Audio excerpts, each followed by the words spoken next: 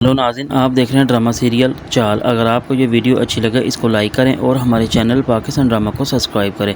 लेकिन जो रबाब होती है वो ये फ़ैसला कर लेती है कि वो मैं सिकंदर के साथ अपनी बकिया ज़िंदगी का आगाज़ नहीं करना चाहती और ना ही उसके साथ रहना चाहती है। लेकिन सभी इस बात का फ़ैसला कर लेते हैं और यही फ़ैसला करते हैं कि जैसे इनकी खुशी हम वही फ़ैसला करेंगे।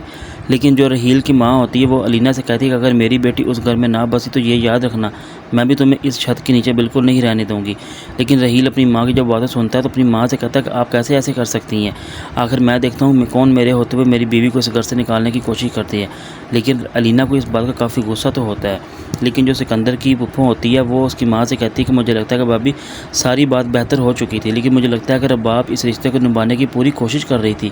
लेकिन आखिर वो एक मौका चाहती थी ताकि सभी उसकी गलतियों को माफ़ किया जाए और इस रिश्ते को अच्छी तरह निभाया जाए। लेकिन जो सिकंदर होता है वो अपने घर वालों से कहता है कि मैं ऐसे रिश्ते को एक्सेप्ट ही नहीं करता जिसमें प्यार और मोहब्बत हो ही न बल्कि नफरत ही भरी हो।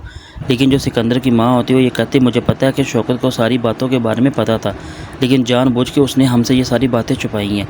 लेकिन शौकत बाहर खड़ा ये सारी बातें सुन रहा होता है और ये सोचता है कि आखिर इनका मेरे और मेरी बेटी के बारे में क्या किरदार हो जिस तरह की बातें कर रहे हैं।